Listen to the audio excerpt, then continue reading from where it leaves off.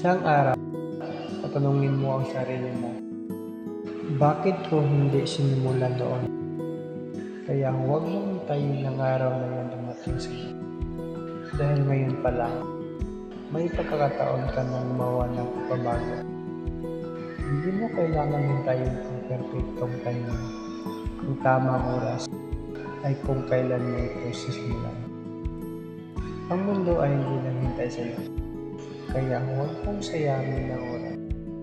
Kumilos ka dahil ikaw lang ang may hawak ng pinipasan.